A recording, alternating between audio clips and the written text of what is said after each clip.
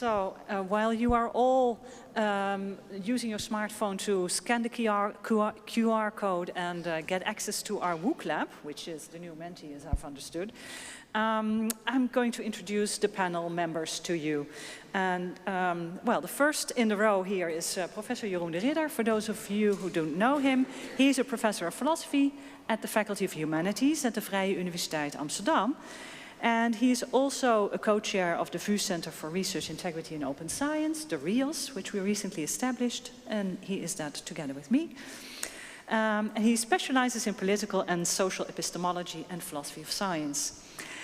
And next to Jeroen is sitting Grace van Arkel, and Grace van Arkel is working as a policy advisor for research integrity within the Integrity Office of Delft University of Technology. And previously, she worked as a labor lawyer, and she also worked at Lowy for quite some years.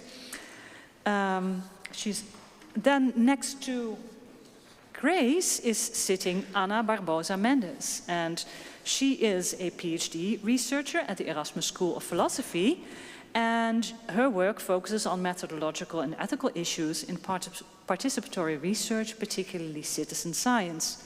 Besides working on her research, Anna actively advocates for the interests of the PhDs relating to open science and recognition and rewards. And she is a board member of the Promovendi Netwerk Nederland. And that's why we are very glad to have you here as a panel member, Anna. And finally, the last person in the row of panel members is Suzanne Berentsen. Suzanne Berentsen is working at the University of Applied Sciences, the Han, in Nijmegen. And she completed initially her nursing degree at the Han, followed by a master's in nursing and midwifery at KU Leuven. And after a number of years of experiences in the field, she decided to become a teacher at the University of Applied Sciences. And she has become known in the field of research integrity because she has done several research projects where you developed trainings on research integrity for the Universities of Applied Sciences more specifically. And it's not here on the slide. Oh yeah, it is on the slide, but I'm very happy also to have you as a colleague at Amsterdam University Medical Centers since August, well, half August this year, where you also collaborate on a research ethics project. So I think we have a very high expert panel group together, and what we want to do in the last 45 minutes, because we have been hearing so many wonderful talks, I've made so many notes and so many ideas I've written down on in the document that I was keeping today, where I thought, oh, this is something that needs follow-up. So you will probably be haunted by me with the emails for all sorts of stuff.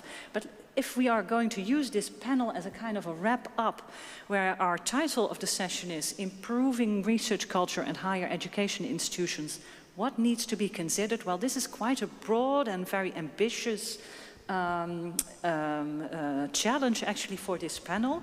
So what we will do is ask you, we have prepared a number of clusters of issues that we would like to discuss with the panel, and for every cluster of questions we also prepared a question for you as an audience to react on, and you can also, after I first introduce the topic to one of the panel members, all panel members can react, but also the people in the audience. And well, it's a bit of a pity for you because you cannot see the results, so you have to turn around. But we will also include your answers. Okay, now let's get this rolling, I would say. Let's see if I push a button, what happens. Okay, the question is, the first question, it's on research culture and social safety. We heard several things also today on the relation and how potentially research culture and social safety are intertwined. And our question that we have for you is, do you agree that social safety and research integrity are intertwined?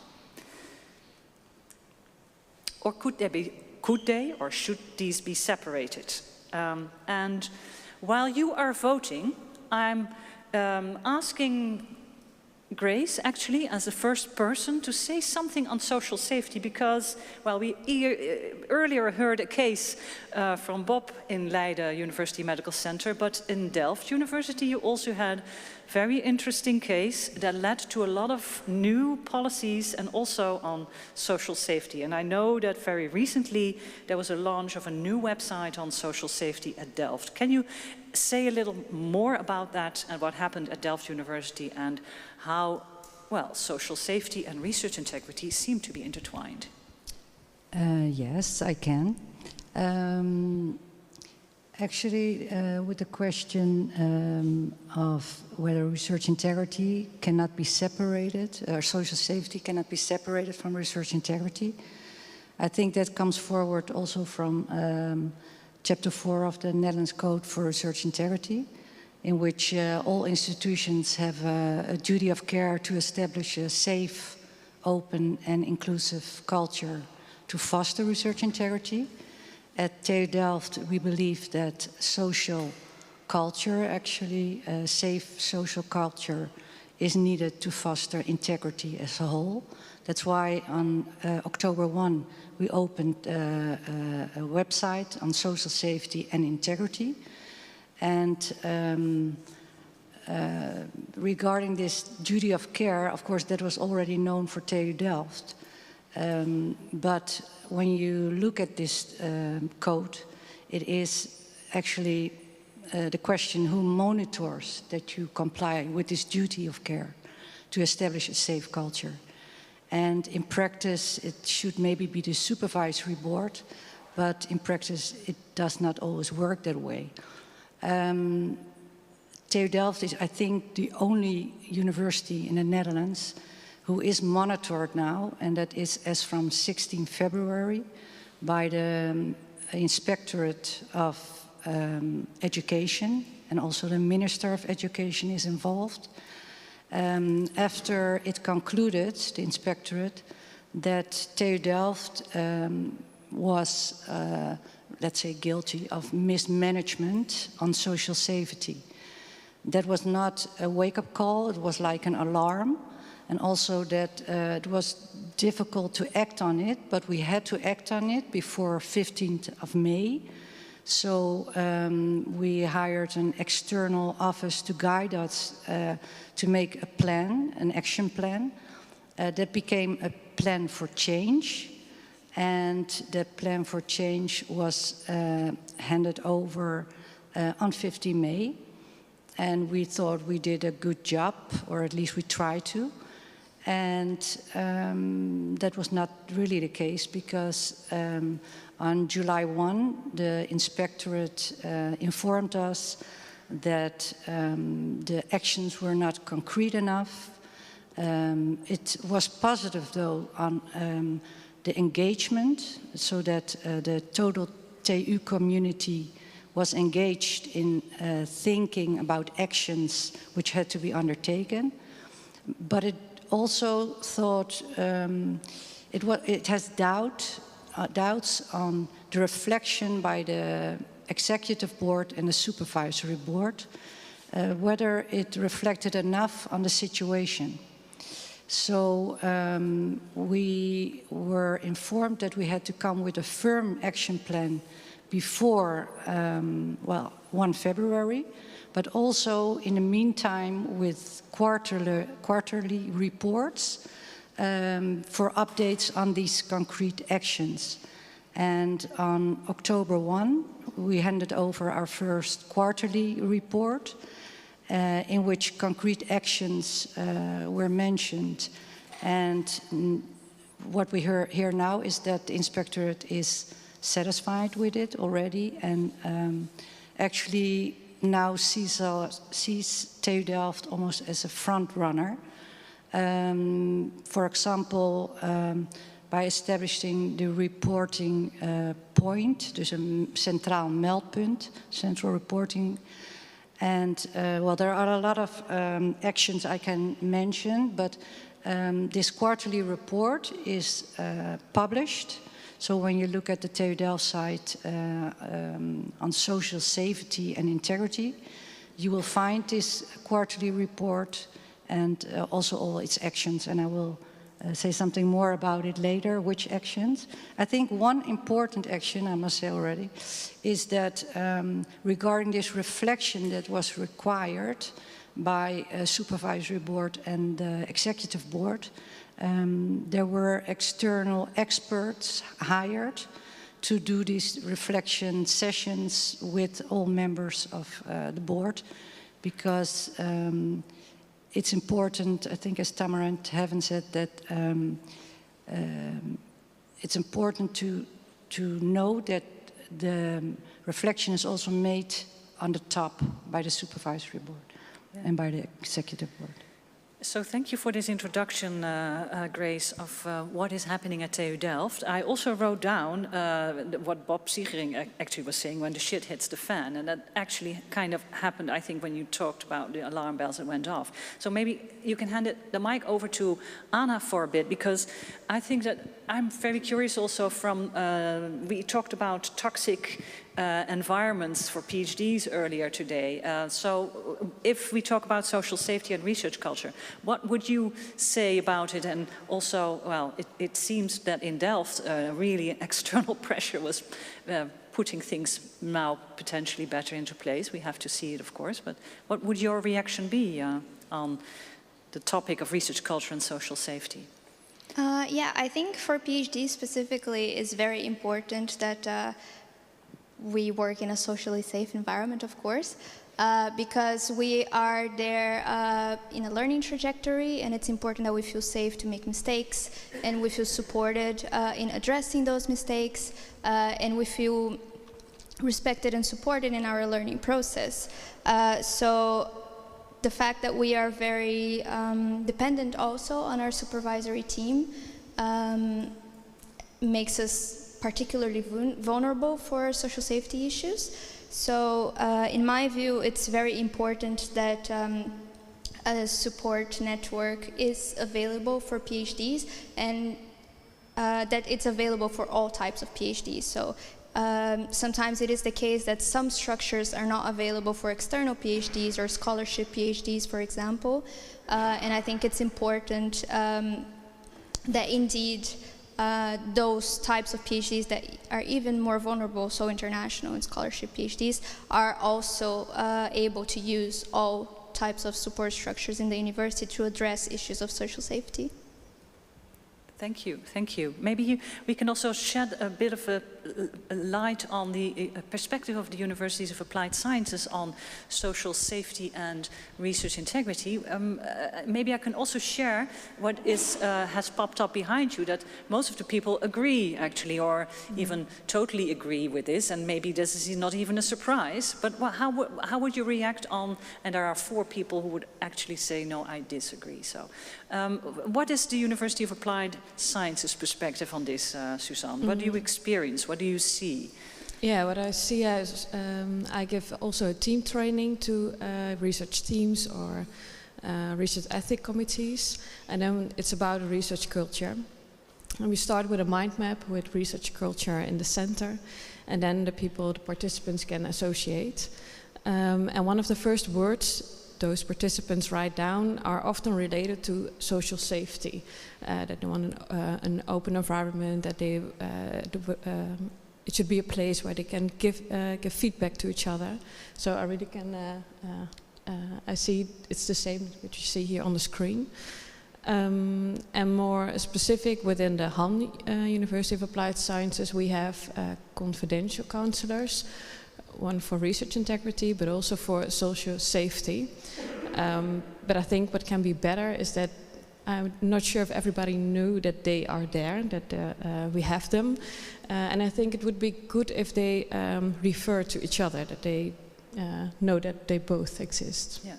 The fact that they often coexist together, because that happens in more institutions, sometimes makes us think, of course, that these should be separated or are still separated in practice. Yeah. I will push the button for the audience already, or maybe if someone wants to react on this statement, but that's also possible. But I will also move forward, and you can always come back to this statement, because I think this is actually coming together, Jeroen, with a question that I wanted to address to you, because Grace was already saying something about the external pressure to make a change within the university, and well, this is also one of the discussions we heard today several times, that well, who decides what the research culture should be about? Is that something of the researchers of the institution? Is it something that needs to be changed from bottom up or from top down? How can we effectively change a research culture? And then the idea is, if we want to foster a positive research culture, yeah, how are we going to see any of these changes coming into effect? I'm going to push the button again so everyone can vote. And we have this big recognition and reward being put in place in the universities. So can you share some of your reflections on how we can stimulate a positive research culture within the organizations? Do we need an external kind of pressure? Yeah, well, I think in general, it's usually true that you need some external pressure to affect change. So in that sense, I think the recognition and rewards movement has been one source of external pressure, not quite as big a pressure as the sort of crisis situations that we heard about before. But in thinking about this movement, it occurred to me that there's also sort of a flip side or a shadow side or a dark side to it, at least during a time of transition. And one thing I would like to bring forward is that we need to be aware of the risks and potential downsides to this movement. And what I have in mind is that, of course, the recognition and rewards movement is full of good intentions, strategic goals, and that's all wonderful, right? We do want to recognize diverse career paths, diverse achievements in academia. So that's wonderful. But, of course, as I assume many of you will experience, I mean, this has been my experience, and I hear similar stories from colleagues throughout different departments in different universities in the Netherlands. The reality is a bit more complex and multifaceted, in the sense that we have these wonderful strategic goals, but we don't really know how to do this well, right? We say that we don't care about quantity alone anymore, right? We don't just want to value highly cited papers, lots of highly cited papers in journals with high impact factors. But then we say we want to look at the real quality. But what does that mean, right? What does it mean, real quality? And are we going to agree on what real quality is? I can tell you the answer, no, we won't, right? We have very different views on what real quality is. So what this means in practice is that in affecting all these changes, building on these good intentions, we might also be opening the door to lots of troublesome developments, in the sense that we're opening the door to subjectivism, favoritism, people just looking for their favorite sort of quality, and getting rid of old measurements and metrics that we had in place, which had lots of issues and problems. No doubts about that. But at least they were sort of objective or intersubjective, however you want to call it. I mean, at least people knew what they were measuring. They might be bad measurements for quality, as I said, I don't disagree with that. But as long as we have nothing else in their place, I'm not sure what we're doing to people and whether we're improving the situation. And unfortunately, I don't have the answer here either, but I am a bit worried about what we're doing to early career scholars in this phase of transition. I mean, it creates a lot of uncertainty for them, and a lot of risks also, I think. Okay, so that's a clear statement, actually, Jeroen. And if we look at the WOOC Lab, the question was, do you agree that institutional research culture policies already have an effect? And there we see that, well, 50% of the people say, I don't know, I neither agree or disagree, but actually quite a high number says I disagree. So this is also what you are kind of telling. We're in a transition and we're not even sure where to go, and maybe that's also, yeah. But is this necessary that we need to go through this transition? Maybe also one of your other panel members? Yeah. Sorry, Yeah? what was the question? So, yeah, exactly, Yeah. yeah. Well, regarding this external influence, like the inspectorate watching TU Delft, it really helped. I mean, it's not the way, but and especially also with this recognition and rewards policy. You were talking about quality, and for us, the accent is also on leadership. So it's one of the aspects, and that is considered one of the important issues now to focus on, and I think it has effect. So. Okay, is it measurable enough? Would Jeroen maybe ask you in return? Sorry? So is good leadership measurable enough? So that's one of the... If it's measurable, I don't know, but important is that the aspects which need focus, like reflection and feedback, that it's incorporated in trainings and I mean, I don't know if it has to be measured. We have this program, License to Lead, Yep. and it's more like how can we help supervisors to do what they are expected to do, because some maybe want to, but they don't know how. Okay, a So license maybe to lead. maybe it's another angle, but Yeah. that's my question. A license to lead, yeah. And what would be a PhD perspective on the question? Well, actually, Jeroen was a bit wondering whether early career researchers might be a bit confused or might not always know what the expectations are that they need to live up to. So, Anna. Well, I do think that the confusion exists even using the traditional indicators, and I think departing from the premise that they are objective is a little bit of a it's a little bit problematic, because I think they favor a specific type of performance that right now it does not correspond to how the PhD degree looks like, because we are doing so much more than publishing papers, and we are focusing on so many other activities that encompass what it means to do research today. Doing good research means doing open science, doing public engagement, sometimes leadership activities. So I think the fact that these activities are already incorporated into the PhD trajectory should mean that they are also incorporated into the PhD assessment, which is not the case right now. But I do agree that it is very difficult to define quality, and we do introduce subjectivity that, in my opinion, it's kind of already there, but we introduce a different type of subjectivity.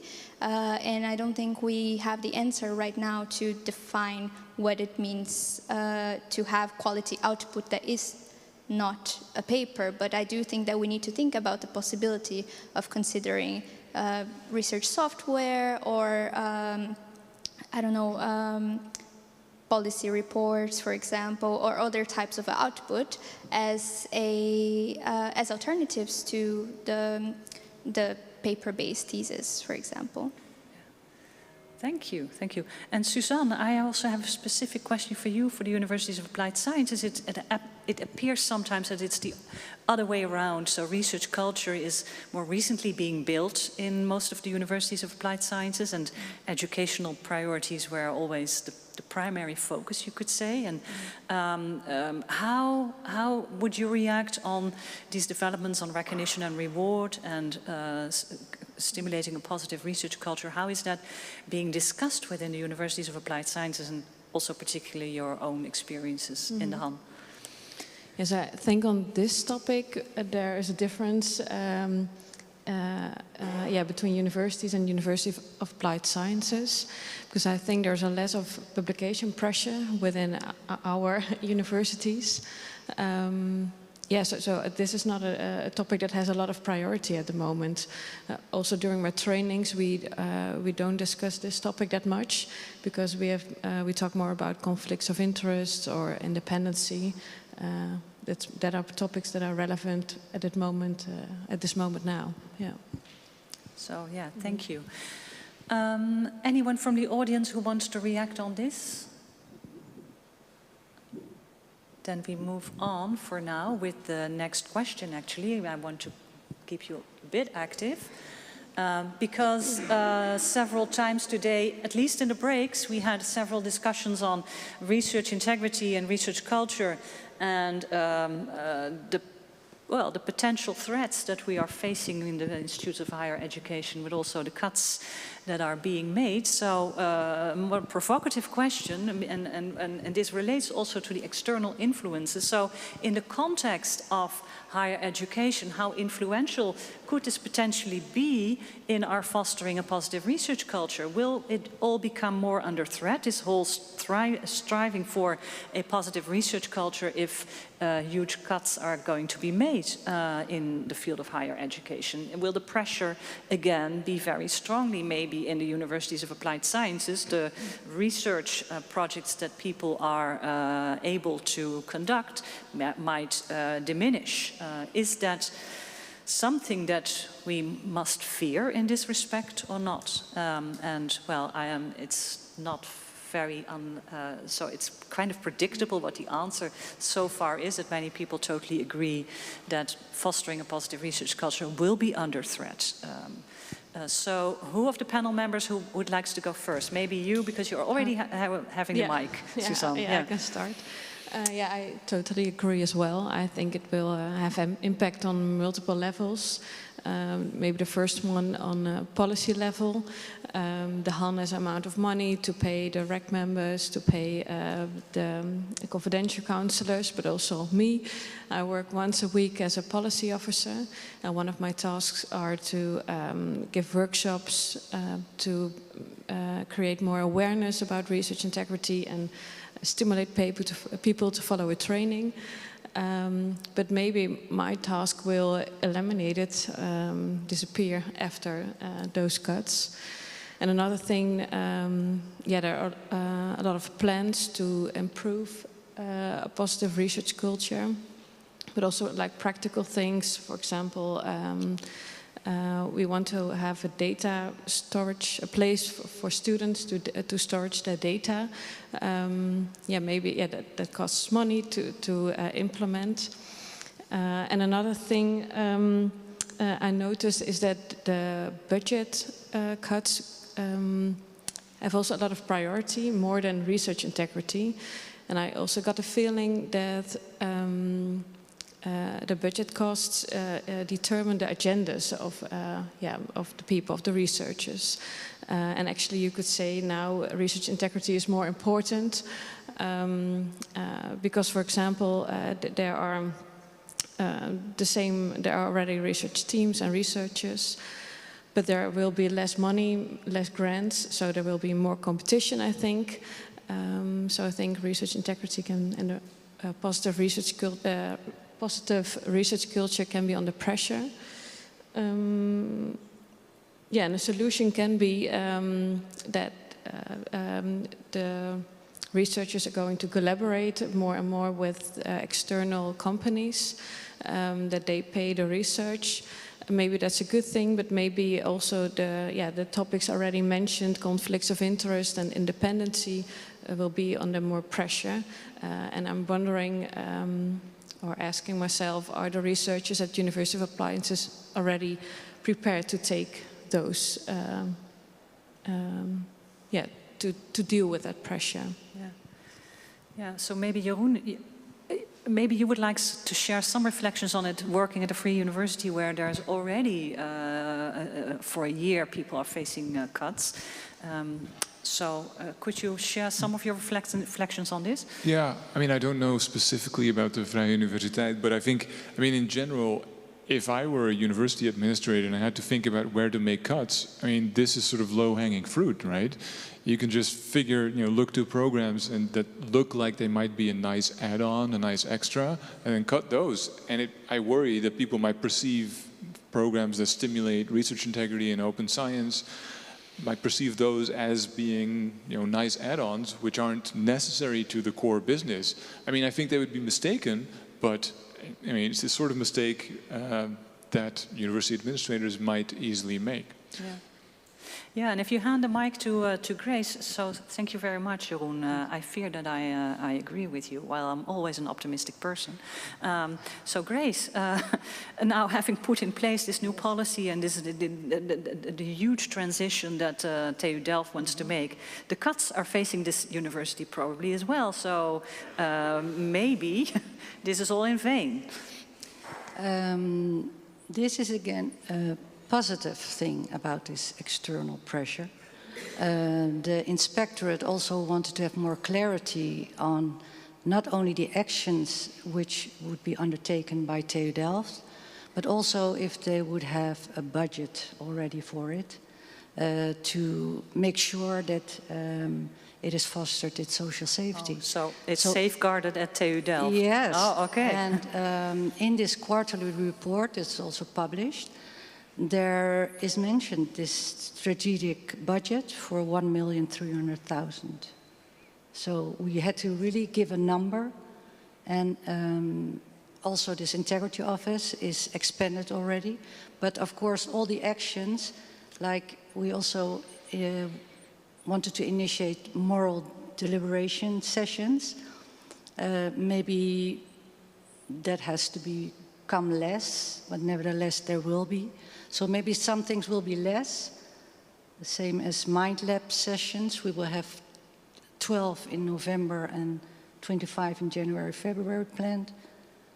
So I think it's almost impossible for TU Delft not to put it as a priority, the social safety, so there is money for it. So we all need a good crisis? No, all go to TU Delft. All go to TU Delft, that's also a take-home message. Anna, what are your reflections? Yuri, if you want to say something, please come forward, because I see your hand raising a few times already. Please. Yes? Okay.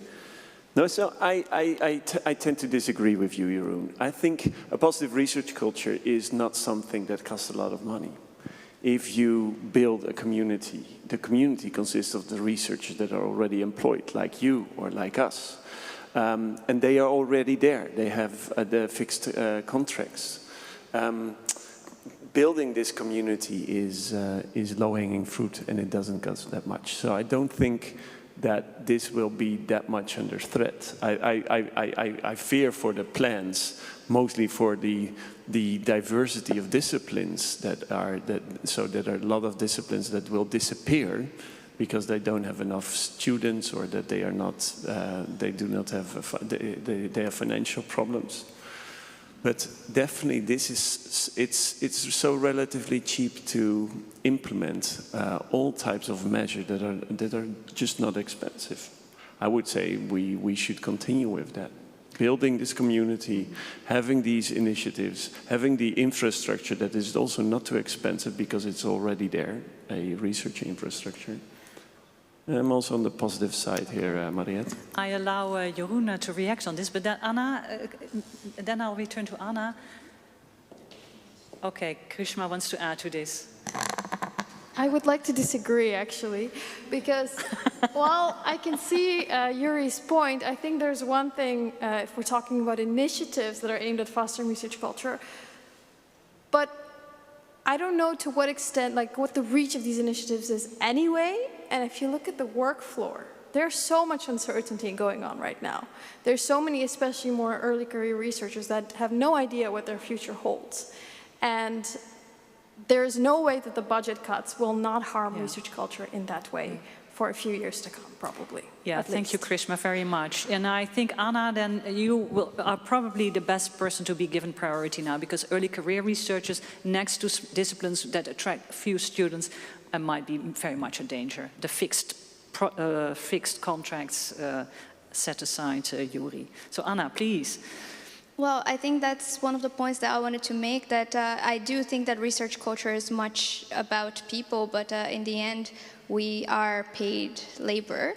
And I think the cuts will lead to precarization, and precarization will lead to competitiveness, and that means that the research culture will be more hostile because we will be competing for fewer resources and fewer contracts. I think especially for early career researchers that we end up getting the short end of the stick when it comes to overwork.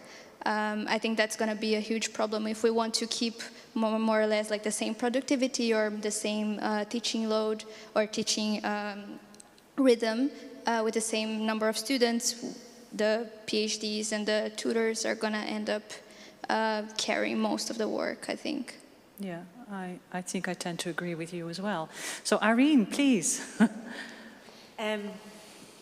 Also, while I agree with your point, speaking from experience in our own institution, it's not so much about the monetary cost to instill a research culture, but do not underestimate the negative impact that cuts will have on morale of researchers.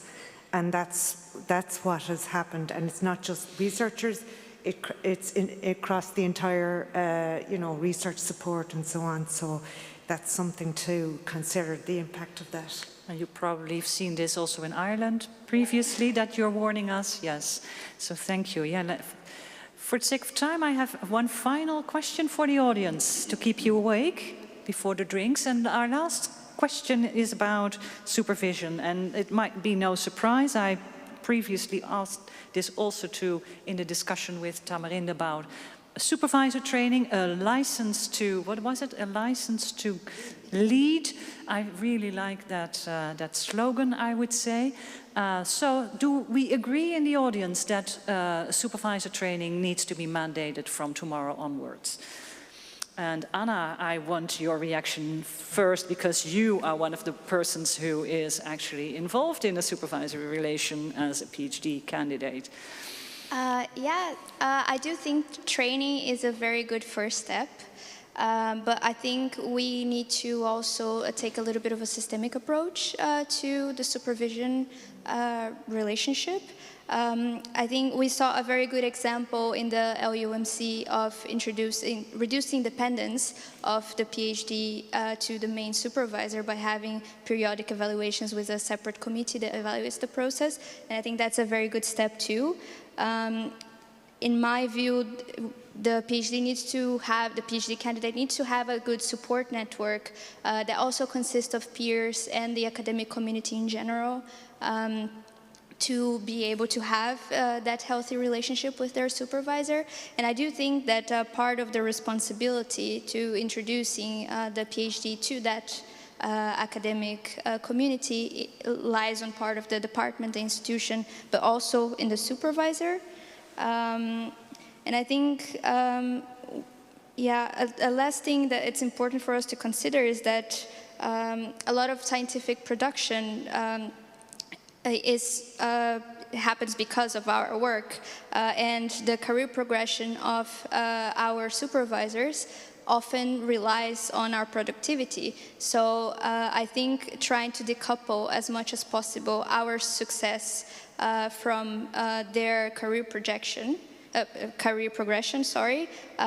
it should be something that we should think about, and they should have a dedicated time for supervision that really focuses on the professional development and the development of the supervisor relationship apart from their own research advancement.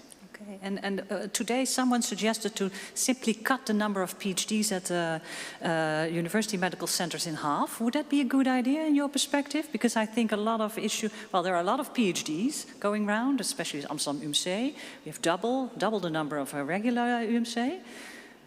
What about that? Because then there is more time, you could say, to actually do a good job.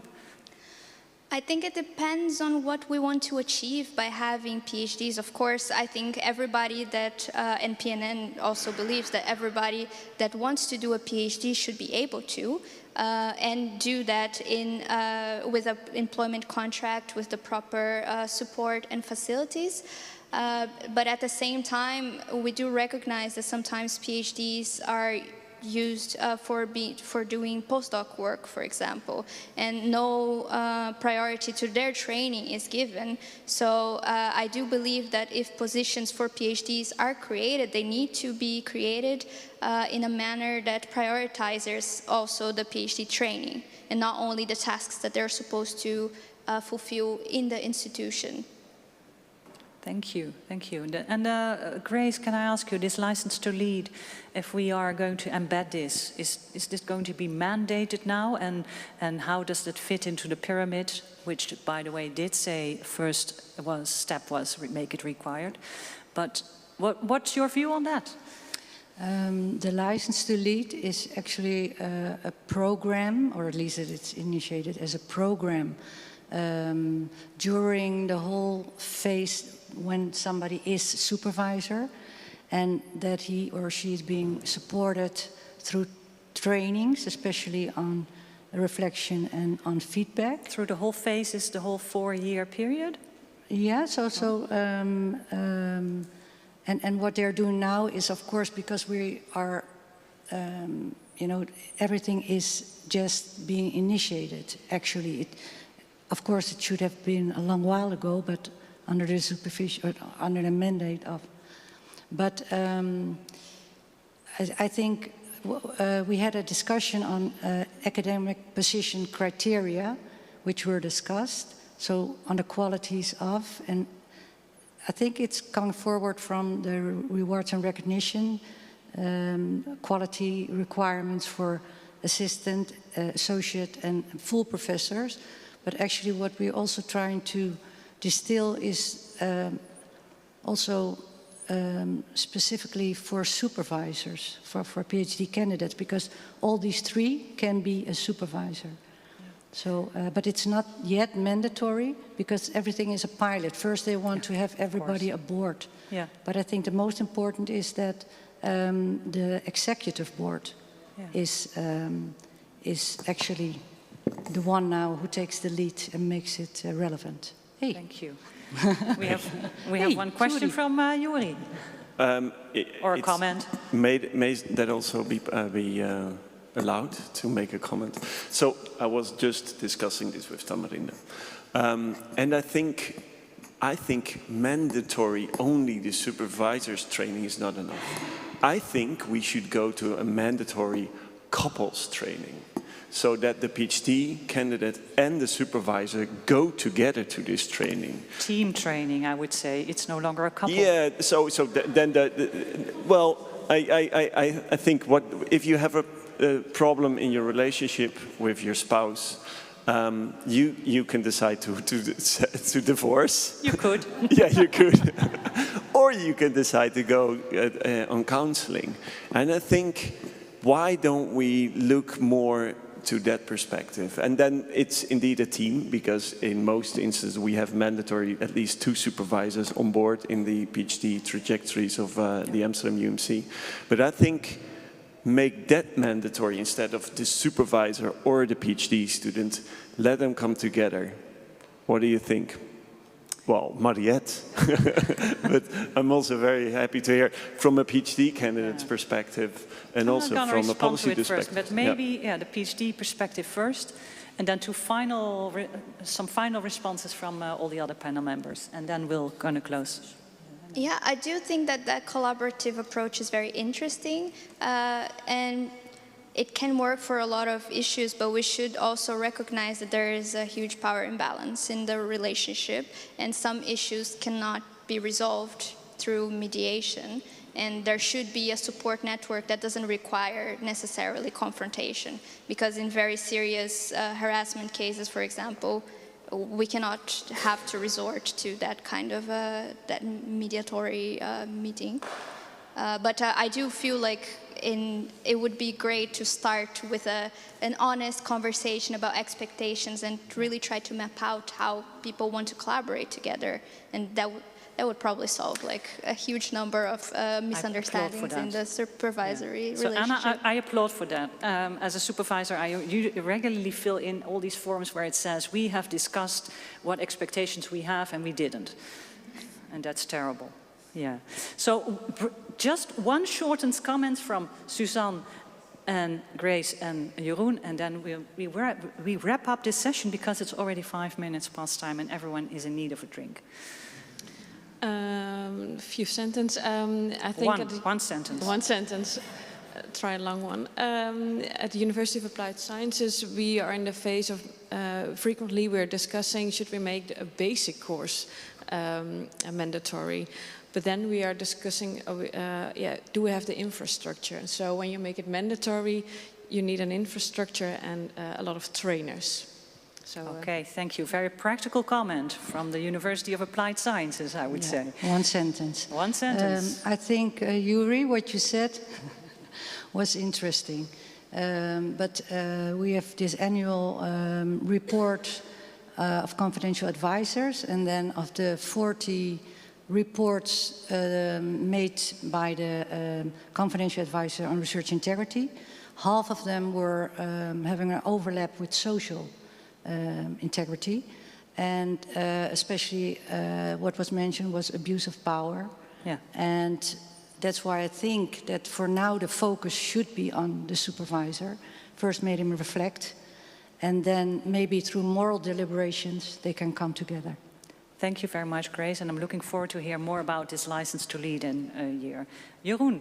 Yeah, so maybe a call to all of us here, and all of us who are lucky enough to have permanent positions. I think it's also important that we speak positively about this idea of being supervised or being trained as a supervisor, because I know in general, I myself and our academic colleagues, we usually don't respond kindly to mandatory trainings, right? We don't like that stuff because of course we know how to supervise PhD students. There's always other people who don't. So maybe we can be a bit more humble in, expressing that we do need training as well. We need to learn.